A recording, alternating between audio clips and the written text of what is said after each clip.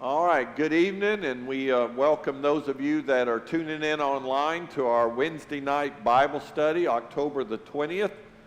We have prayed and asked God to be with us through this study, and I will tell you in advance that if people really knew what we were going to be talking about tonight, we would probably rate this somewhere between PG and R, and we'd probably have a whole lot more people wanting to watch.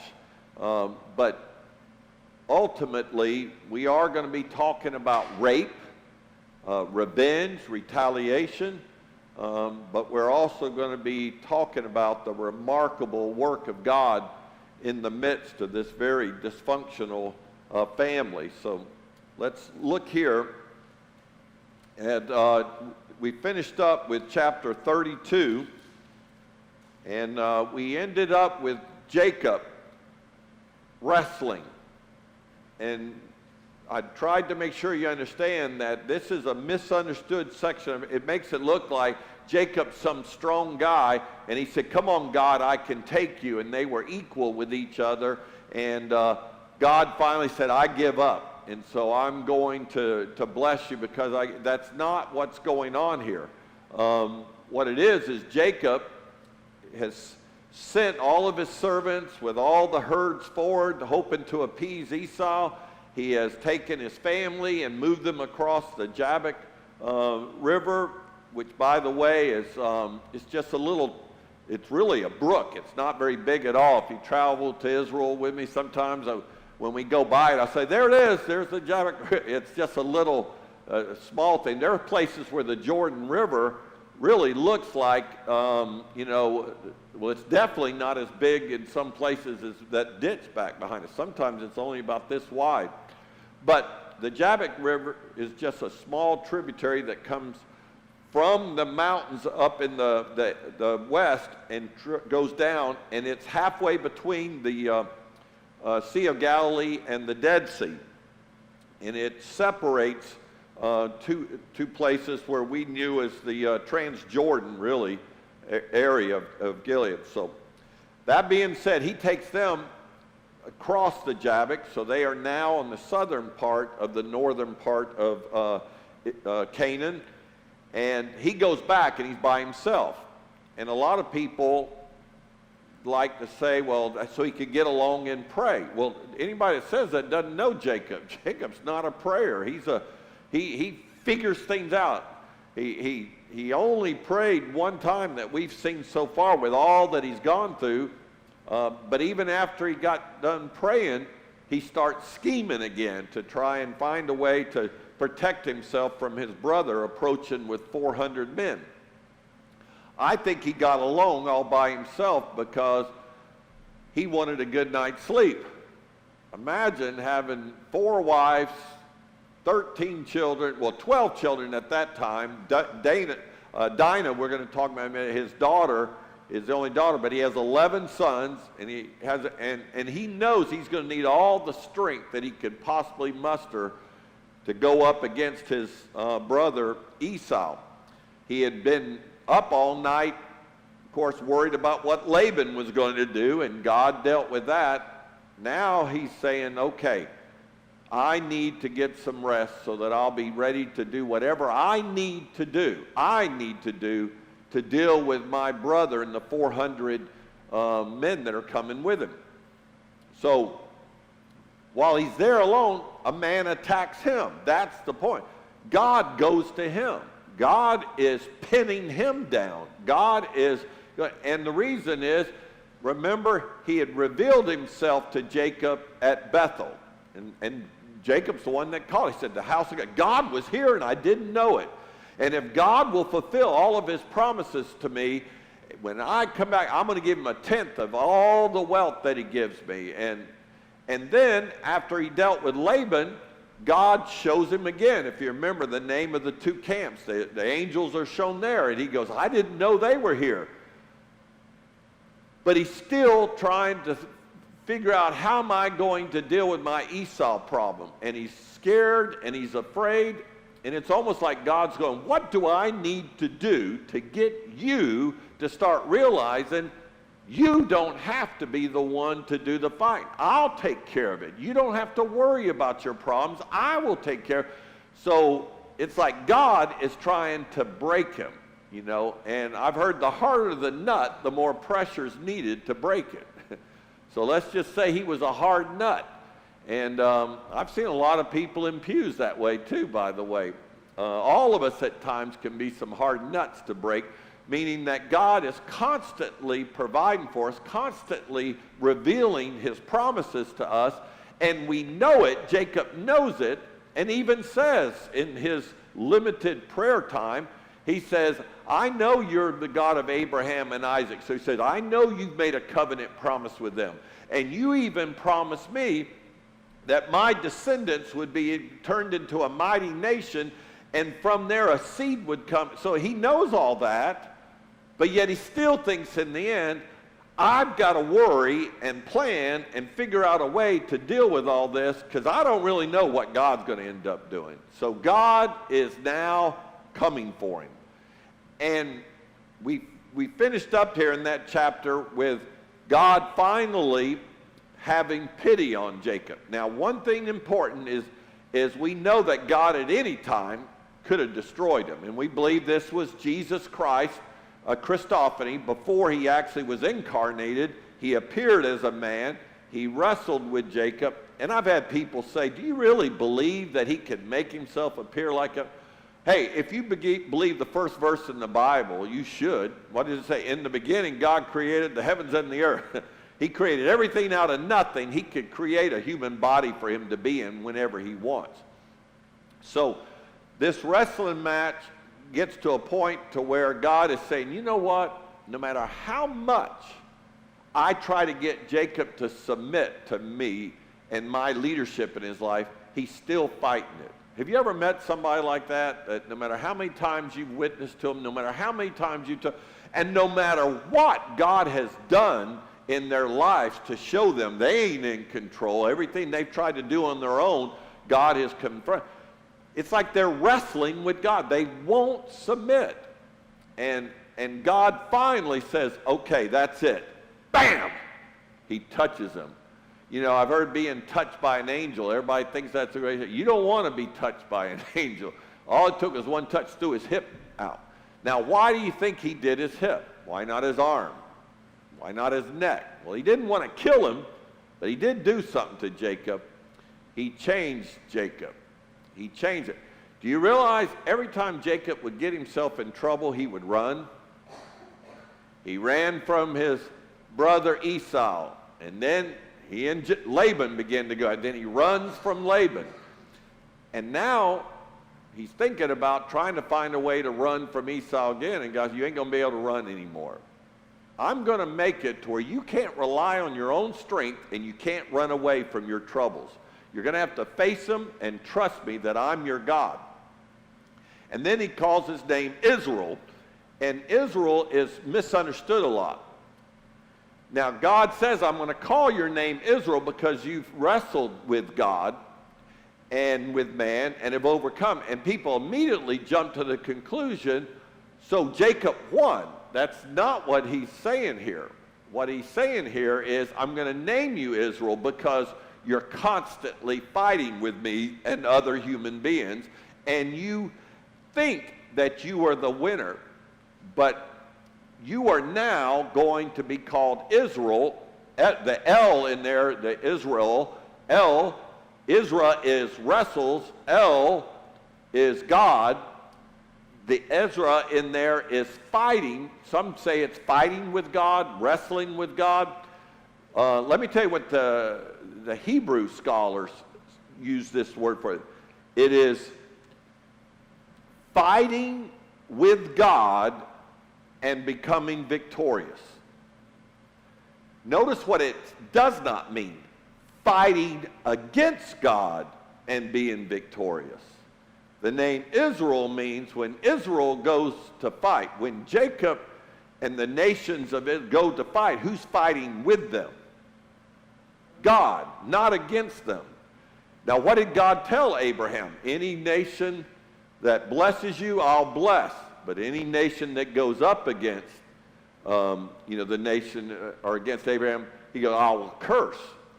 And so this is not a name that's saying that Israel is the big fighter against God. It is, I'm blessing you by saying now when you fight, it's my fight. I fight with you. And that has been proven all throughout history, even in our day.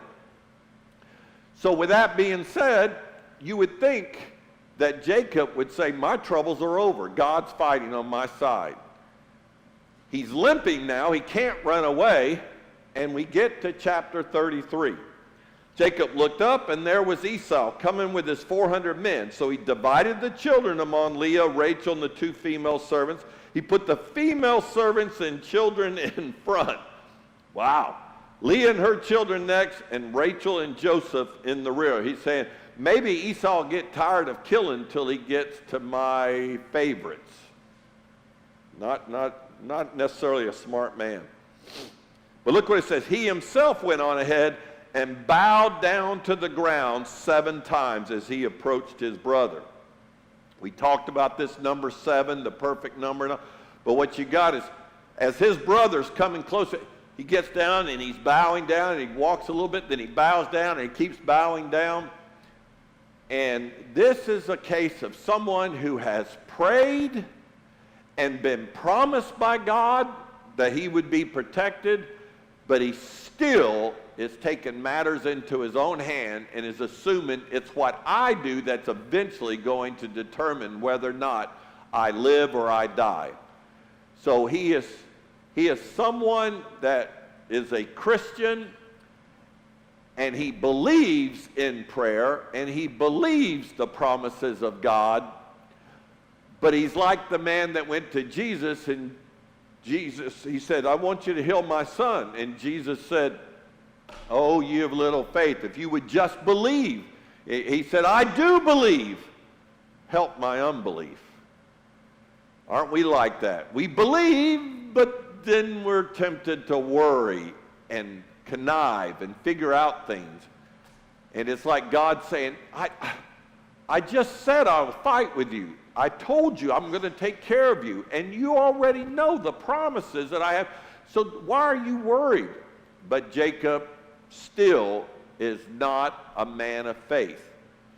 Isn't it great, though, that God says in the Bible, I'll never remove my love from Jacob. I will never, that's why it breaks my heart when Christians believe that they could lose their salvation. I'm like going, why would you think? Well, I've been a Christian and I still aren't where I'm supposed to be. And I go, well, you look at Jacob.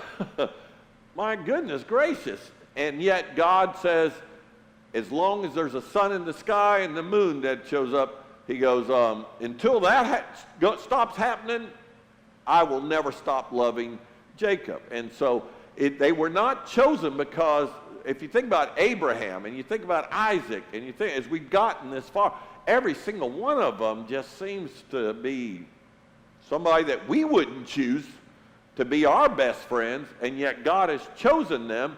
And even though they choose to do things like to say, hey, wife, tell them you're my sister so I can protect myself. Jacob putting his family up in front of him and the children up in front to protect him. Yet God says, I'm not going to remove my love for them. I'm not going to give up on them. I'm going to keep going. And so that comforts me, and I hope it does you. Now, that being said,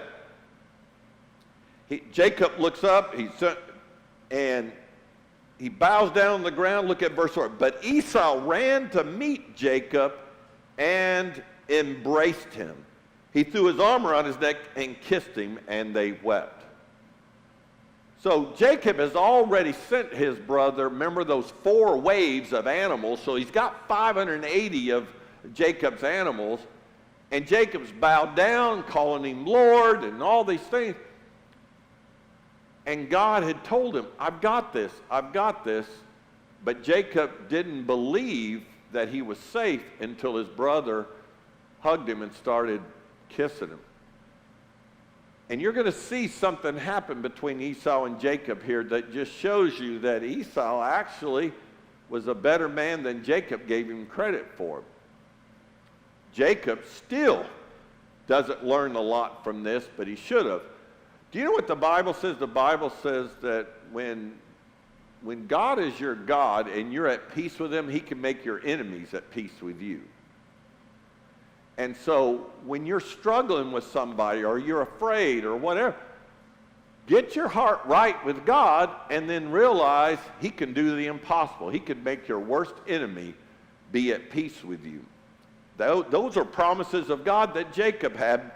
But think of all the loss of sleep, all the worry that he gave to his wife, and think about the children being so scared to death because Jacob is telling them, now the reason I'm doing this is because my brother's coming for him in, and we could all be dead very soon. But don't worry, and they're seeing their father worry.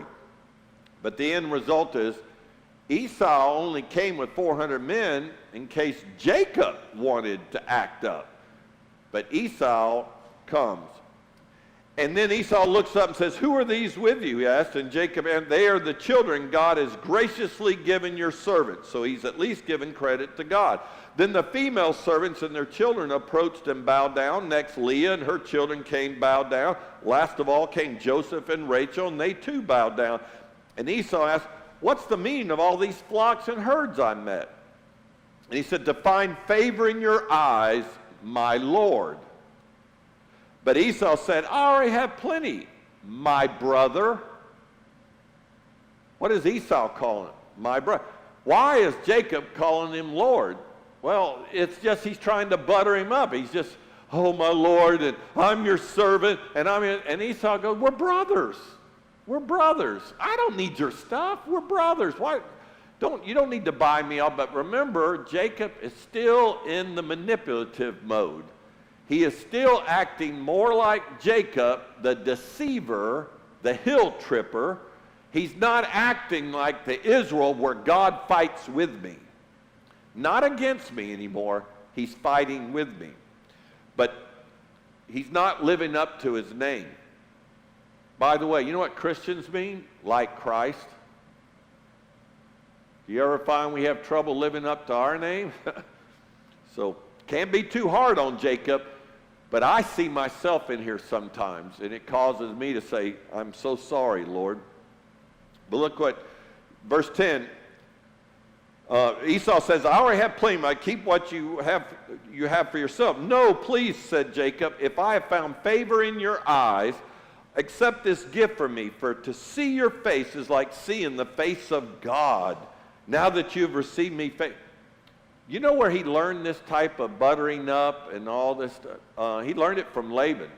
That's where he learned it. Because remember all the times Laban would brag about Jacob just to try and manipulate Jacob to working for him or benefiting from him. And so Jacob is just still in the flattery mode. And it's sad to see. Please accept the present that was brought to you, for God has been gracious to me, and I have all I need. And because Jacob insisted, Esau accepted it. Then Esau said, let us be on our way, I'll accompany you. But Jacob said, my Lord knows that the children are tender, and that I must care for the ewes and the cows that are nursing their young. If they're driven hard just one day, all the animals will die. So let my Lord go ahead on his earth. When you read this, if you don't put yourself in the scene, you know, I don't know about you, but I would read the Shakespeare plays. When I'd read them, I go, I don't know what's going on here. I just didn't get it. So I'd go find the Cliff Notes and read, try and figure out what's going on here. But when I watched Lady Macbeth, when I actually got to watch the play, I go, oh, I get it now. Well, I want you to know what's going on here. Think about it for a minute. Jacob knew that Esau was coming, and he thought with those 400 men that their lives were in danger, so he put his wife and kids in front of him so that maybe Esau and those 400 would get tired of killing everybody by the time they got to him. But now he's saying, Esau, no. I love my children. I love my family. There's no way we could push them hard and right. So y'all go on ahead. Do you realize he has no intention of following his brother home? he tells his brother, you go ahead, I'm following behind you. His brother goes back down south near the Dead Sea. You know where Jacob goes? He goes northwest. So he never had any intention. So he's still a liar. He is still a deceiver. He says, so let my Lord go on ahead with his servant while I move along slowly at the pace of the flocks and herds before me and the pace of the children until I come to my Lord in Seir. Now, he may call this a white lie. He may say, hey, it's going to be about 20, 30, 40, 50 years maybe, but eventually I'll get there. But he's making it sound like I'm on my way, just you go on ahead and I'll get there. But Esau said, then let me leave some of my men with you. Well, no, he don't want that because the men would be able to say, hey, I know we needed to move slow, but you've been parked here in Succoth now for 7 years. You know, you're at Shechem, and now, why aren't you headed? So no, he said, no, we don't need, we don't want to be a bother. Go on. And so in verse 6, so that day Esau started on his way back to Seir. Jacob, however, went to Succoth. See the however? Went to Succoth, where he built a place for himself and made shelters for his life. Well, if you're going down on a long journey, you're not making barns and houses and all. That doesn't make sense. Succoth is just another name for booths, and that's what he's doing. He's making a place. That's where Jacob makes it. And after Jacob came from Padan Aram, he arrived safely at the city of Shechem. Now what it's saying is he stayed in Succoth for a while, and then he went to Shechem. By the way, Shechem is where Jesus met the lady at the well. And remember, they get in a little banter where she says, why do you ask me for water? And he said, if you knew who I was, he goes, you would ask me for water, and I would give you living water.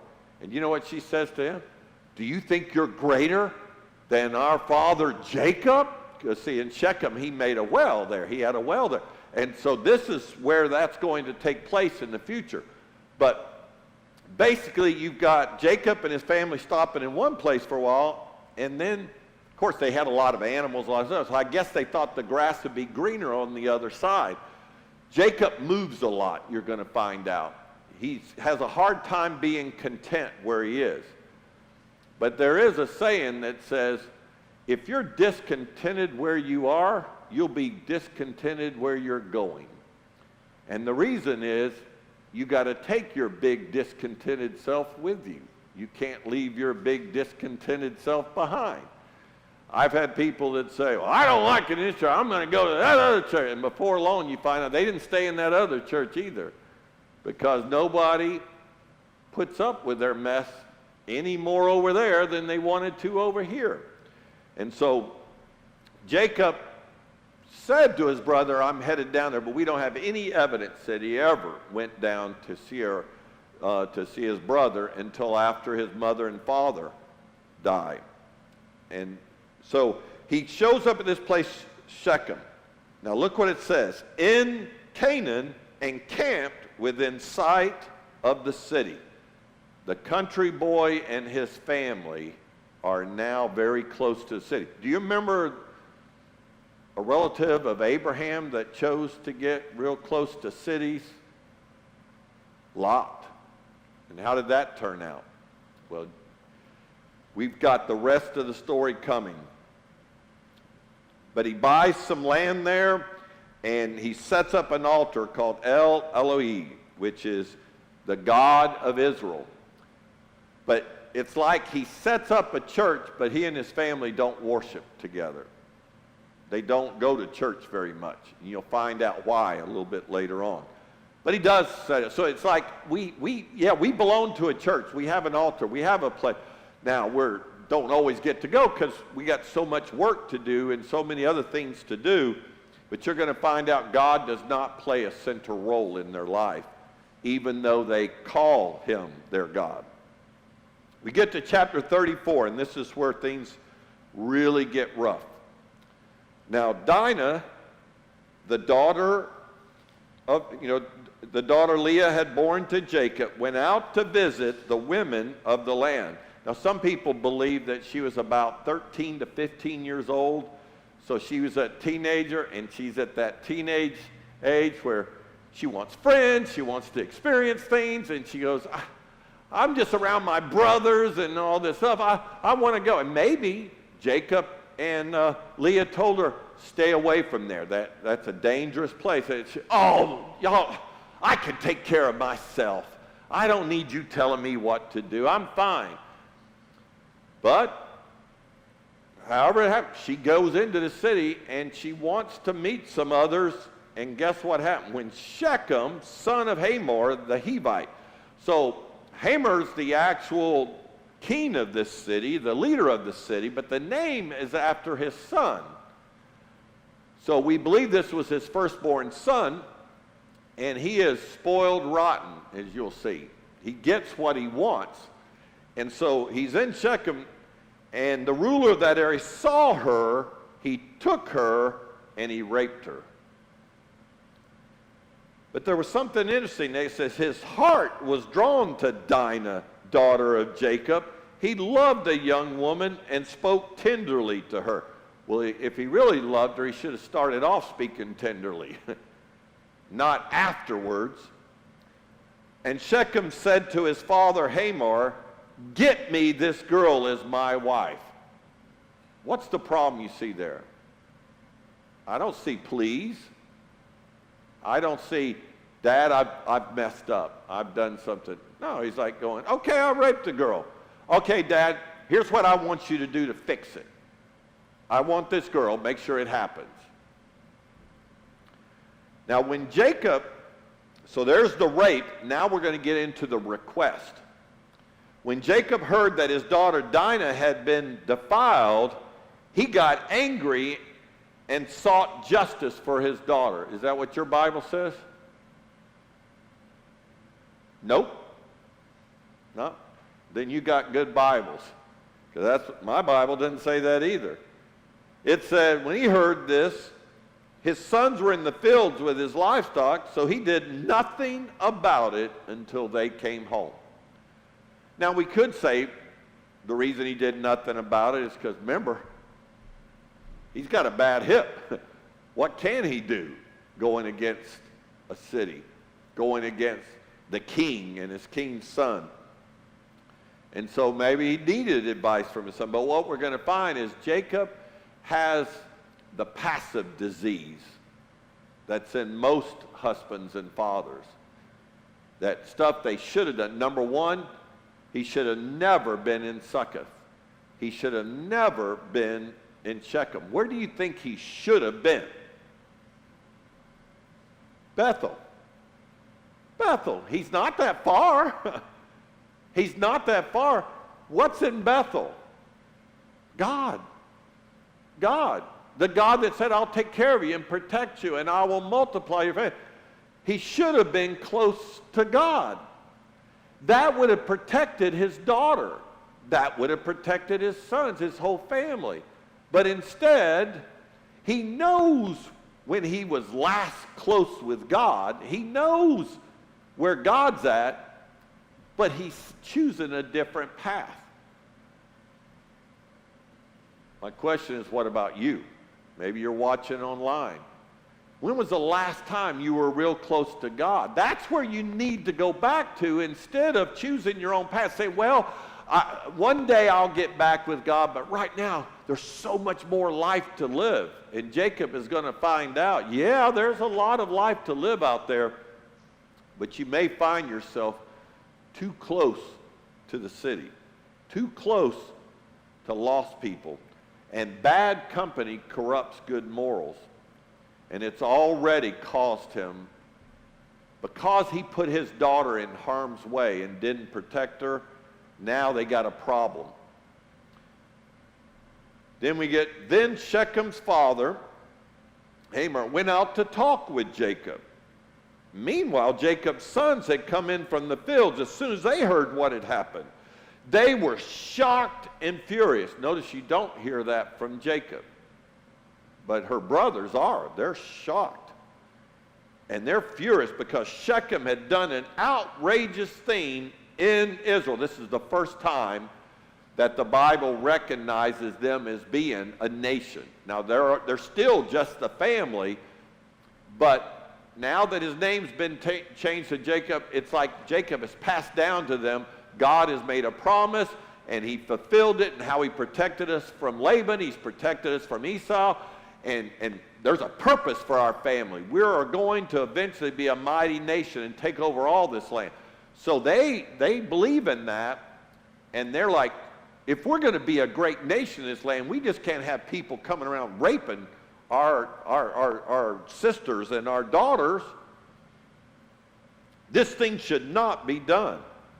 But Hamor said to them, my son Shechem has his heart set on your daughter. Please give her to him as a wife. Meaning, now that he's raped her, would you be so kind to let us buy her? Intermarry with us. Give us your daughters and take our daughters for yourself. You can settle them on us. The land is open to you. Live in it, trade in it, and acquire property. And he goes, it could benefit y'all. Because we have a lot of stuff. We have a lot of things. And by the way, Jacob, you have a lot of sons. Don't you need wives for them? We've got a lot of women over here not married. And you've got a lot of animals, but you're going to need to trade with us so you can get all the food and the stuff you need. And we could benefit from the flocks you have, but it'll make you rich, Jacob.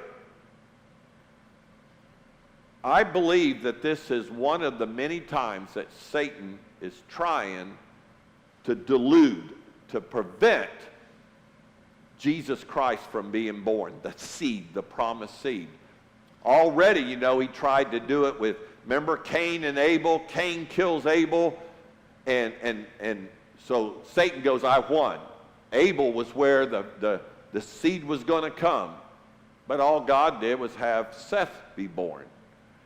And then we find that Seth has a godly line where Enoch is in that line, Lamech is in that line, the good Lamech, not the bad. Cain's line is ungodly. This line is a good God. They're calling upon the name of the Lord. Enoch is walking with God, and then he's taken. But his great-great-great-grandson there is Noah. And then we know that the sons of God, those rebellion angels, then intermarry with women. Now that's another way to try to pollute the line. And so God takes Noah in the 8 and protects that seed. And you keep going. There's all kinds of attempts of Satan to try and keep from this seed to being born. And all Jacob had to do was say, all right, well, instead of us remaining a tribe, we're going to go ahead and assimilate in with these Canaanites. That's what they were. They were Hivites. These were the Hivites. And these are the ones that God was going to drive out of the land. And so Satan is, I think, trying to use this. Then Shechem said to Dinah's fathers and brothers, let me find favor in your eyes. This is Shechem now. At least he's standing up in front of them. He said, let me find favor. I will give you whatever you ask. Make the price for the bride and the gift I am to bring as great as you like, and I'll pay whatever you ask me. Only give me the young woman as my wife. He's saying, I want this one, and I'm willing to pay you whatever. Now notice what he doesn't say. I'm sorry. I lost control. I shouldn't have done this. I'm sorry. Notice what else he doesn't say, and this is what Dinah wants. No, it was almost like, who cares what Dinah wants? And so you've got a situation here where Shechem is trying to do the right thing to a certain extent. He's saying, I know I shouldn't have done it, but at least I'm making it right. I'm going to marry her, and I'm willing to pay the dowry. I'm willing to pay. Now, dowries back then were paid. It wasn't that, well, if she's real beautiful, I'll pay you $1 million. If she's not somebody, I'll pay you $500,000.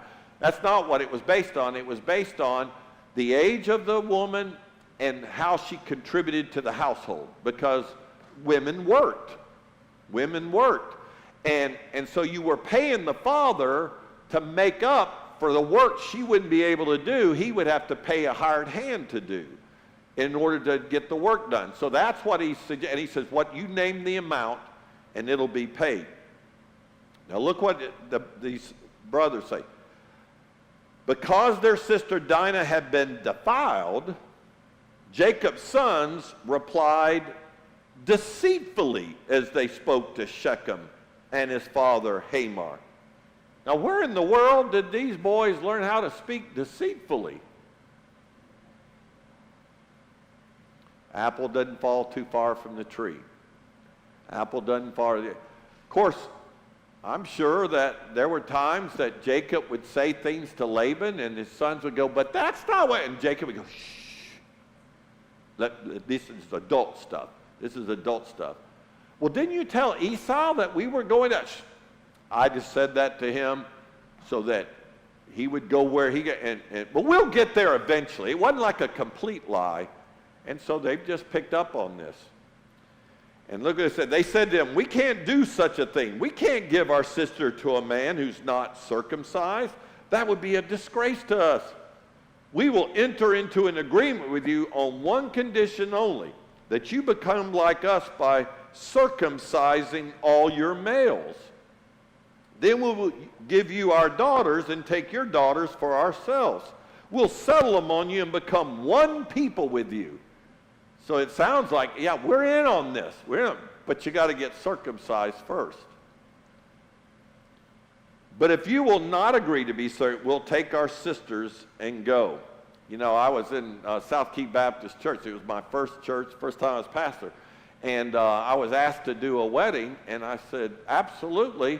You know, until I sat down with them and I found out she was a Christian who was the daughter of the chairman of the deacons, but she was getting ready to get married to a lawyer who was not a Christian. I said, oh, I can't do that. I tried to share the gospel with him. He says, oh, I don't believe in all that fairy tale stuff. And I went, fairy tale stuff? So I thought this was going to be no problem at all. I called the chairman of the deacon. I said, did you know that this young man's not even a Christian? Matter of fact, he goes, yeah, but he's a good young man. He's good, and he's going to make a great life for my daughter. And I go, how could he? They're unequally yoked. There's no way, you know. Unequally yoked, if you think about it, if you have a big ox and you put it next to a poodle and you yoke them up, do you think that you're going to be able to plow straight lines?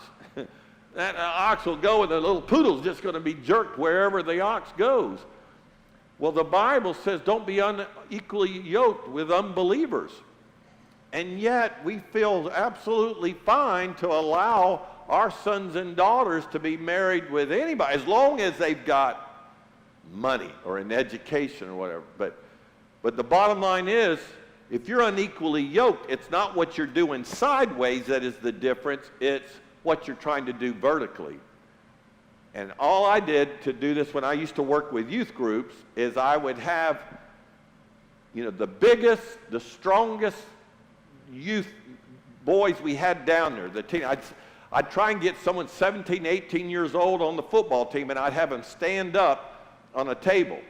And then I would have the smallest girl, and I'd say, okay, he represents the Christian, she represents the lost and fallen world. And I said, now I want you to hold hands, and they'd hold hands. And I said, now I want you to try to pull her up on the table, and you try to pull him up. You know what would happen? Almost every single time she'd pull him off the table. As big as he was, she could pull him off. Now, that's what God is saying. Don't put yourself in a situation where you can't grow closer to God because the one you're yoked to doesn't want to be closer to God. But that's one of our weaknesses in the church. You'll see so many husbands and so many wives here, but they've yoked themselves to someone that cares nothing about drawing closer to God. And the end result is there's sadness. There's never that kind of joy you can have in the Lord with both of you growing and learning together. I can't imagine being a pastor and not having Ruth Ann as my wife. We have just been able to grow together. We make decisions together. We're able to pray about things together. And the goals we have always been united. But every time we get ready to do something, we always know, well, it's what God wants, not what you want, Ruth Ann, not what and she never argued. It's always, what do you think God wants? That's what. is the joy of being equally yoked with somebody as you grow closer to the Lord. By the way, I'm so glad that she is a Christian as well, because it makes her easier to forgive me. And she needs to have supernatural forgiveness sometimes. All right, but look what it says here. Their proposal seemed good to Hamor and his son Shechem. Remember, he said, I'll pay any price. Boy, I'm sure he said, I'll pay any price. And they go, okay, go get circumcised. I am glad that when I asked Ruth Ann's father for her hand in marriage, that wasn't the condition. Of course, I was already circumcised by that time. But you know, there have been times where young men have been told, oh, excuse me. Here goes. Grasshopper. All right, here we go. That chairman of the deacon, you know what he told the young man? He goes, my pastor won't marry you if you're not married. I need you to get baptized. And he did. He went and got baptized. And they said, okay, he's baptized now. And I go, have you read chapter 34? What is that? Simeon and Levi are using something that is spiritual. Excuse me. I don't know what it is, but something's making me. Whew. Using something spiritual, which is that special connection in Genesis 17 between Abraham and God, and said that'll be a sign that you're one of mine. And so this circuit is a special sign of a relationship between me and you, the covenant between me. And they're using this as a tool to trick somebody into killing them. That's how bad it can get. And so Hamor and his son now only have one small problem. They got to go convince all the other men to get circumcised. We just had a traumatic thing in our family. Corbin, my second grandson of the 4 children, he's just 3 months younger than Solon. When they did his circumcision when he was in the hospital, they didn't do it right. And so basically, he's been uncircumcised all the way up until last Monday. They finally said, and it was my daughter and my son pushing it. The doctor said, well, wait till he's a little bit older, because it's tough on them when they're young and they won't always take care of it. It won't be clear. And they were going, no, we're not waiting until he's a teenager. We're not waiting till there's disease, there's all these other things, but also the humiliation at the age where you're going to school. So they said, no, we want it now. And so he just got circumcised again a week ago. And it just, you hurt for him. But imagine Shechem and Hamor going, hey, we have a little problem here. He raped somebody. In order for us to make this all right, we need you to get circumcised. You ready to go, Warren? Let's go. Come on, Dupree. Let's go. You're in it too. Come on, let's go. We're all in it, Ashley. But look how he sells it to them. He said, we can marry their daughters and they can marry ours, but the men will agree to live with us only as one people on the condition that our males be circumcised as they themselves are. Won't their livestock, their property, and all their other animals become ours? So let us agree to their terms, and they will settle them on it. Now remember, they told Jacob, if you intermarry this, it'll be best for you. But in the end, they're thinking, it'll be best for us. And so these men go, well, if somebody came up to you and said, if you're willing to get circumcised, I'll give you $1 million, that may have an effect. So their greed allowed them to go through with this. So all the men went out of the city gate, agreed with Hamor and his son Shechem, and every male in the city was circumcised.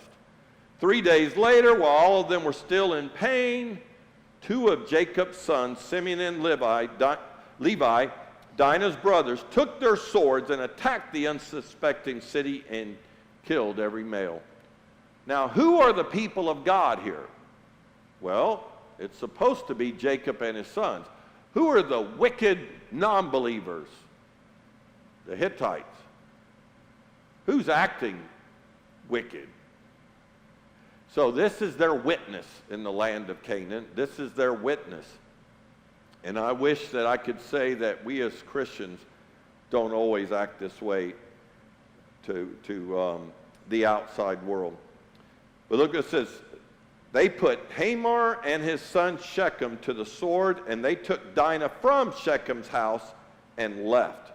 The sons of Jacob came upon the dead, so that means the rest of them. The rest of the sons then came up and took everything.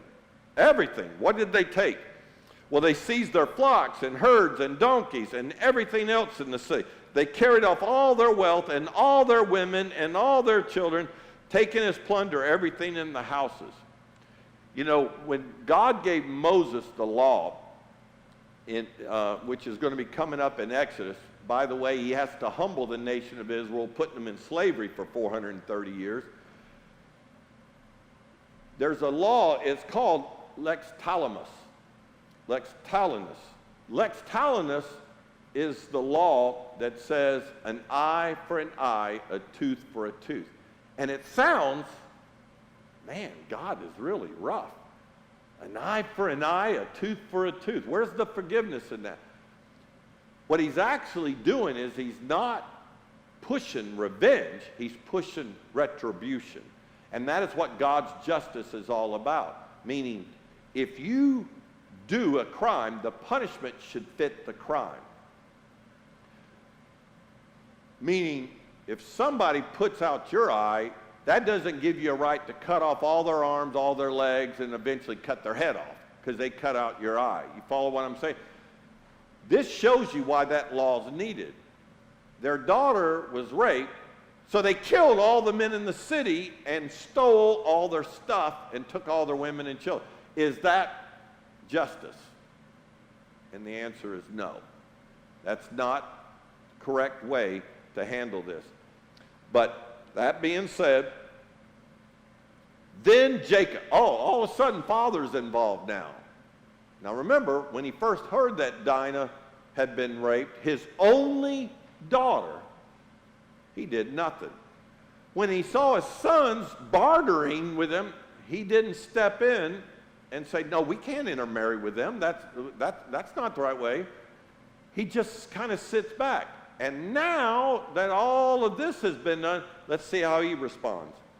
Then Jacob said to Simeon and Levi, you have brought trouble on me by making me obnoxious to the Canaanites and Perizzites, the people living in this land.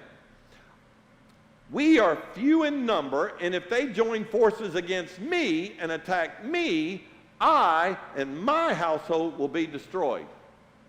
What are you hearing? I, me, my, what? You see what's wrong with Jacob?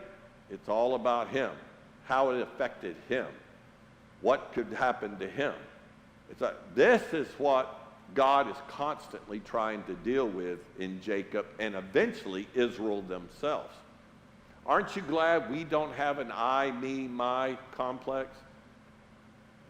That we're concerned about others. We're concerned what's going on, not just what's best for me. But they replied, should he have treated our sister like a prostitute? Basically, they're saying, you didn't do anything, so we had to. So this is what happens when fathers don't act like fathers and they put their children in harm's way. Their daughters and their sons can both be overtaken by the culture they live in. And in the end, a passive father is only worried about, well, what effect is that going to have on me? The worst thing in the world is to be, I came home one time after being in a fight with some boys at school. They were calling my sister, my oldest sister, they were calling her all kinds of names. And so I told them to shut up. And of course, one of them came and said, are you going to make me? And one thing my dad taught me, he goes, you ain't going to be the biggest. So if you want to get a lick in, be the first one, because you may not get a second one. Well, I whacked him right in there. I broke his nose. I mean, one hit just broke his nose. The problem is I didn't get the first lick on all the others that jumped on me. And so when I came home, I had black eye, I had all kinds of things. And when I came home, my dad said, what happened? And I said, well, they were making fun of it. And I said, so I hit one, but the rest. And he goes, and you let them do this to, and he was mad at me. And he goes, you know what that's going to make me look back when I go back to the, he was worried about if those sons' fathers found out what they did to me, it would embarrass him at the staff NCO club. And I remember saying, I hate you. I didn't say it out loud, but I was thinking, I hate you. You don't care. You don't care. You're more worried about what people are going to think about you than the fact that I got the tar beat out of me. So I realized I just couldn't depend on him. So that's what we're dealing with here. Now, there's a purpose remember I said look for Christ in all of this. And it's hard. When you first look at it, you say, I don't see it. Well, let me just real quickly, and we don't have a lot of time, but I want to go real quickly and just point out some things that if you really look at. Number one, what was going on here is they were trying to have an arranged marriage. They were trying to have an arranged marriage. Do you realize in Israel today, they have arranged marriages? In India, they have arranged marriages. We had a couple that joined our church that came from the nation of India at Northbridge Baptist Church. Really, really sweet couple. And they had a son that just reminded me of the little boy in Jungle Book. I mean, Ruth Ann gave him that name even, but we'd go out. The only thing I didn't like about this couple is they ate Indian food. And I went to their house one time, and I was trying to be nice, and there wasn't enough pockets to fill all that food up. But very sweet couple. And so they asked us, how did Ruth Ann and I meet? And we explained how we met and all that. And I go, how'd you meet? And they said, we met at our wedding night. Say again? And what it was is his father went to her mother and father and said, I would like she had a portfolio. The parents had put together a portfolio and what her education was, and she was a very, very smart lady, very good in computers, believe it or not, coming from India. And he was very smart, and so they knew what her IQ was. They knew this and that. The only thing that he didn't know before he said, I knew where she graduated from school. It was one of the best schools in India. I knew what da-da-da. The only thing I didn't know was what she looked like until that day. And I'm like, goodness gracious. So I said, well, how long have y'all been married? And they said 9 years. And I'm going, wow, that's pretty good. And I said, but didn't that feel strange? And they were going, no. And I was saying, and that's done a lot now. I said, well, how many divorces are there? And he goes, hardly any. I've looked it up. In the last 10 years, the divorce rate in India is about 1%. You know what the divorce rate is in America? 50%. You know why? Because when we get ready to arrange marriage, we don't want mommy and daddy involved. Now, how much does mommy and daddy know about us? And if mommy and daddy know about us, they know what kind of mate would probably be better than we would. But we go by feelings, and we go by looks, and we go by this. You know what they're going by? They're going by breeding. They're going by culture.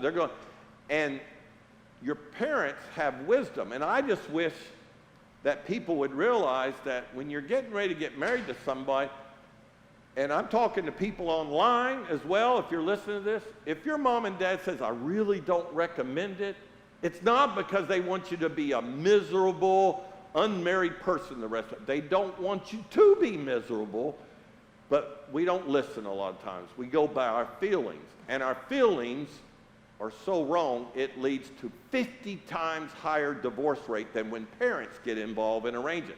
So let's don't look down on that. Another reason not to look down on arranged marriage is because our Father in heaven is doing an arranged marriage. Guess what? He's trying to find a bride for his son. And guess what? He's come for us to be that bride. He's arranging. Now, of course, not in this horrific situation, but think of how pure his son is, and yet he's willing to choose us to be the bride of Christ. What grace, what mercy. He could choose anybody, and when I think of who is proper for his son, I sure don't fit the bill. But I'm talking about the imagery here of the arrangement of marriage that's in the Old Testament is a symbol of God and all of his wisdom saying, I've chosen you. I've chosen you. I didn't have to, but I chose you to be a part of the bride of Christ. So you've got that in there, but there's more to it that I want to just quickly bring up. You've got Simeon and Levi. Simeon and Levi are Leah's sons. Leah has 6 sons, Reuben the oldest, then Simeon, then Levi. And then you have, of course, Issachar and, I think Judah and Zebulun. So those are the 6. And then Dinah, so there's 7. Now Simeon and Levi are the ones that seem to take a big step into this. They're brothers. We learn a little bit about Reuben later on. He is not really someone you can rely on. His own father says, you're the firstborn, but I ain't giving you my stuff, because Reuben has questionable character. But I just want to read you something from Genesis 49, when Jacob's about to die and his sons are all around him, and we'll get more of this later when we get there, but just so you'll see what's going on here in chapter 34. This is what he says to Simeon and Levi when he's given out his last will and testament. Simeon and Levi, and they're going, yes, Father, what do we get in the will? Your brothers and your swords are weapons of violence. Let me never enter your council. Let me not join your assembly. For you have killed men in your anger and hamstrung oxen as you please. Cursed be your anger so fierce and your fury so cruel. I will scatter you in Jacob and disperse you throughout Israel. And then he moves on to Judah. What he basically says, Simeon, you and your brother Levi are so cruel and so it seemed like these 2 brothers were kind of synergetic with it. Have you ever seen 2 guys when they get together, they just do mean things?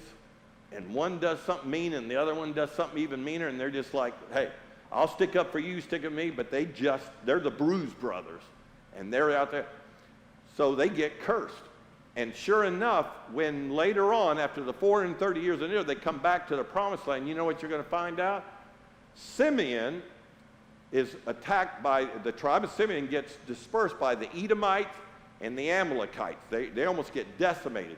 So they only have a little small tribe left, so the only land that they get in Joshua 19, I know you probably already know all this, but they only get a little bit of land. Guess what? It's in the land of Judah. They get absorbed by the land of Judah.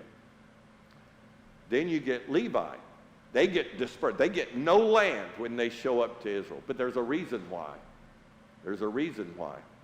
Remember, they become the priest. They become the priest. Why? Because they're the best? No, they're not the best. But you know what the Bible says about us? That though we are sinners and we deserve God's grace can change us from being the wicked, the vengeful, the whatever you want to call it, changes us into a kingdom of priests. And it all happens in Numbers chapter 25 and in Exodus chapter 32. I don't have time to read all those to you. But remember when God's given Moses the 10 Commandments and all the other law, and he's up on the mountain for 40 days. What is Aaron the Levite doing down there? Moses' brother, making a golden calf. What are the people doing? They are sinning against God. Well, when Moses comes down, God is getting ready to break out and destroy them all. And Moses says, don't do that, God. That'll give you a bad reputation. Well, God sends him down, and Moses said, if you're for the Lord, stand over here with me. And the Bible says all the Levites came and stood with Moses. So they had a time when these wicked ones that had been cursed stood with Moses, and God appointed them priests forever.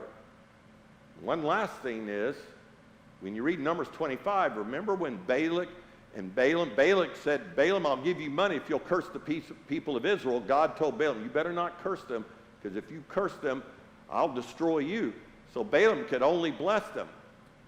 But then Balak said, if you can't curse them, what can we do? And Balaam said, just bring your women out and nature will take care of the rest.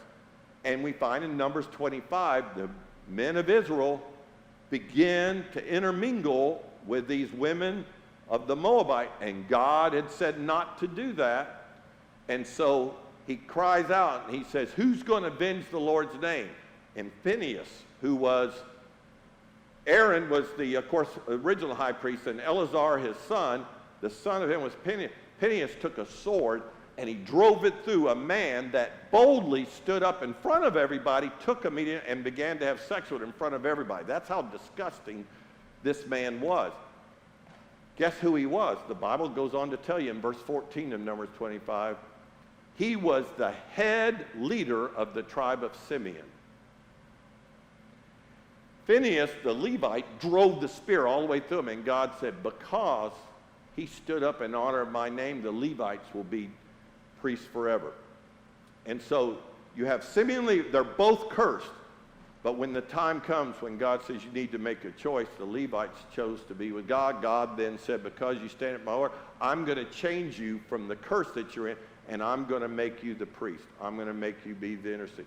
And the Bible says God takes sinners like us, and with his grace makes us a kingdom of priests. So even in the midst of all this, it's more than just some wild story. It shows you that we all need God's grace. We all need to be careful of who we hang out with and the things we do. But ultimately, if it wouldn't be for the grace of God, we all deserve to be destroyed. And there would be no Israel. But there is, and we can read this and realize if God didn't give up on these people now, there's hope for us.